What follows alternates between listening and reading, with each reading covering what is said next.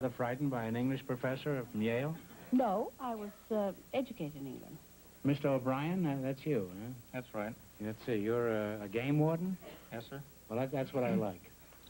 One thing I can't stand is a cowardly warden. He looks like a real game warden, doesn't he, huh? What do you do in your job as a game warden? Well, primarily enforce the fish and game laws and regulations, such as checking licenses, seeing that people don't take too many ducks or quail. What about our duck? Have you ever seen our duck? No, I haven't.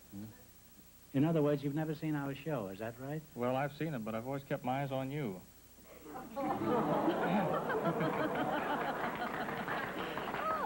Well, you narrowly avoided not winning any money at all here.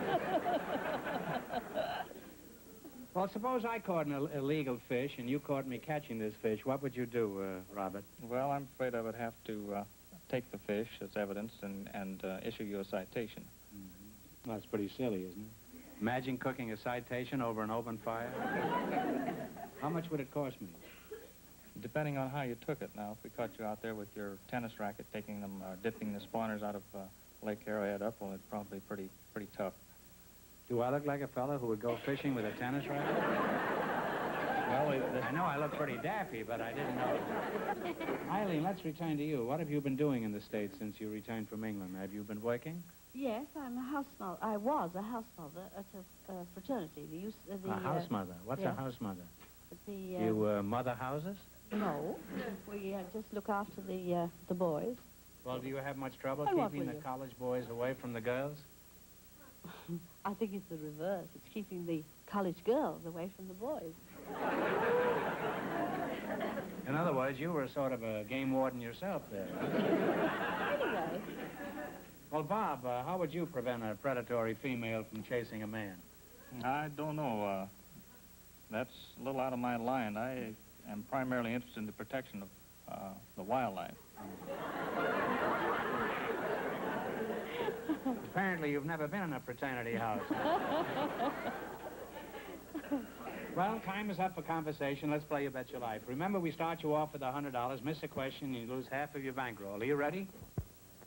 In the race for the $2,000, the first couple won $360, and the secret word is table. You selected the animal kingdom, and remember, the more the question is worth, the harder it is. Now, one answer between you, your partners. Now, what do you want to start with? 10, 20, 30. They get tougher as they get bigger. $70. $70. What is another name for the American buffalo? Bison. Bison is right. You now have $170. Okay, now what are you going to do now? 80, 50, 40? 80? If a horse belongs to the equine family, what family does a cow belong to? Bovine. Bovine is right. You now have $250. I knew him very well. Humphrey Bovine. Now what are you going to do? You have $250. What are you going to try this time? Okay, 90. 90. The kangaroo of Australia is a marsupial. What is the only marsupial native to North America? An opossum. Opossum is right. This fellow knows. You now have $340. This is old Animal Kingdom himself. Here's your last chance to beat the other couples. What are you going to go for? 60. What animal or bird is the national emblem of the United States? The bald eagle. The bald eagle is right. And you wind up with $400.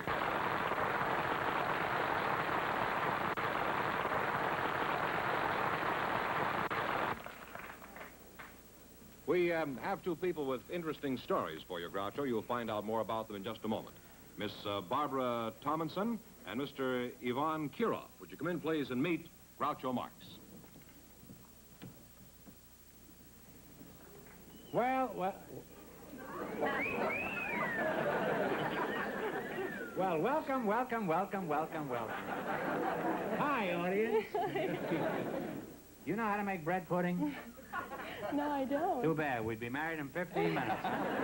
We'll say the secret word and divide $100.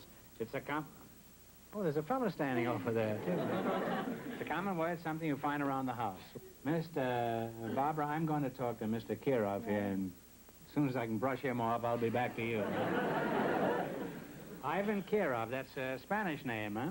Not quite. It's a Russian name. Oh, Russian. Well, I used to know a Spaniard named Kirov, and he was born in Russia. Where were you born? I was born in Newark, New Jersey. What sort of work do you do, Ivan? I run a dance studio down on Beverly Boulevard, 7209. 7209? That's Each right. evening? Each evening and each afternoon. Is that so? Dancing school. What kind of dancing do you teach? Ivan? Well, I teach chiefly classical ballet and some primitive and modern acrobatics, tumbling. You say you teach ballet? Isn't that kind of sissified for a big, strong, handsome lad like you? Well, you're taking the same reaction everybody does. I think that's just as ridiculous as going in a jungle and calling a tiger a sissy because he's graceful. I don't feel that it's any different.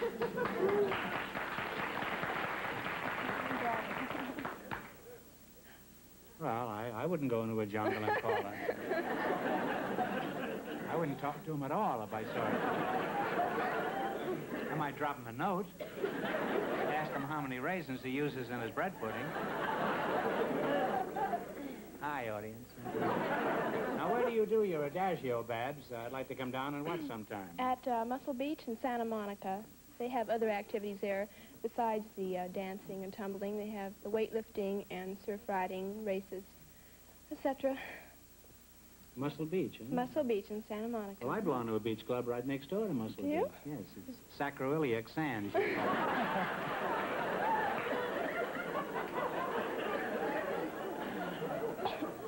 There's a woman out there laughed just like in the Mikado. She went,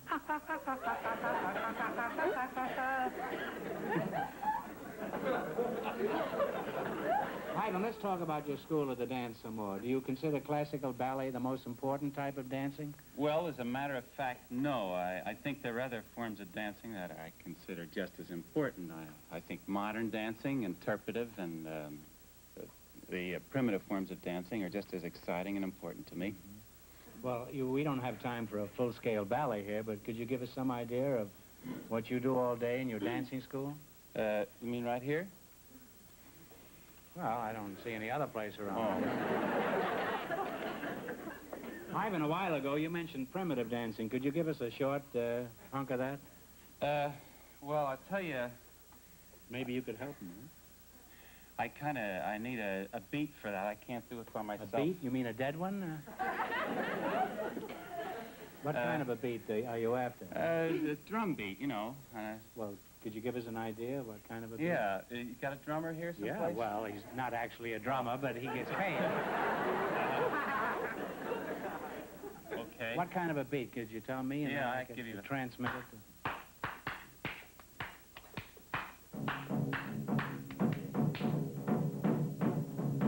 That's the jungle, huh?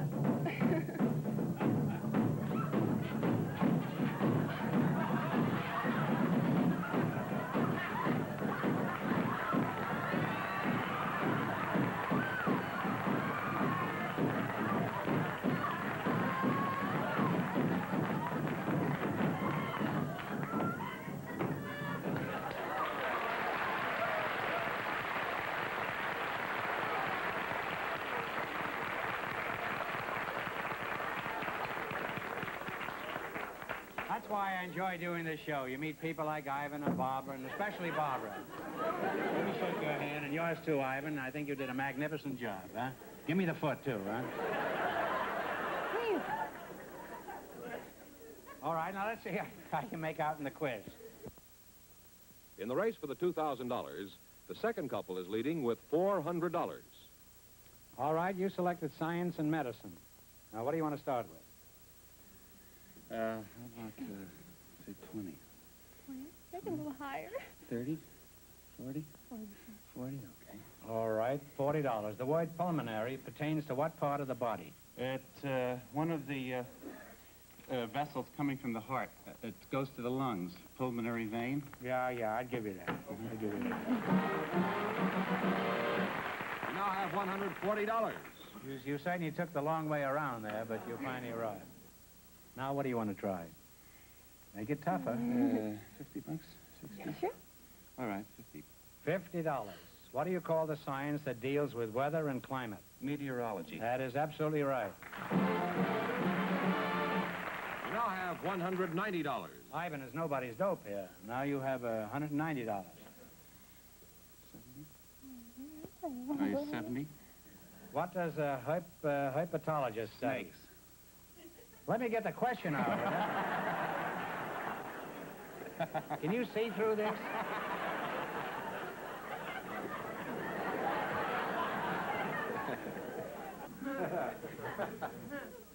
What are you going to try? The 100? 100, fine. Uh-huh. What planet is nearest the sun?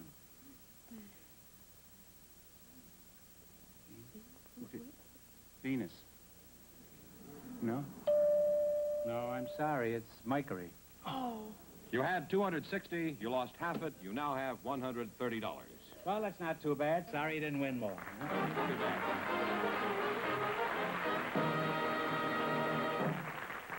Centuries, a famous old Spanish fort has stood guard at the entrance to Havana Harbor. For $2,000, what is the name of this historic fort? Almost said hysteric. You know what it is?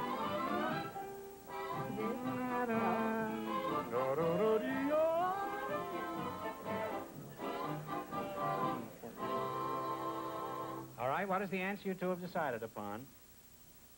Take a guess if you don't know. Cadiz? No, it's Morro Castle. Oh. Well, I'm sorry. So that means the big question next week will be worth $2,500. Well, they lost the big money. How much they win in the quiz, George? $400 in the quiz. Well, congratulations, and thanks to both of you and to all of our contestants on the show tonight.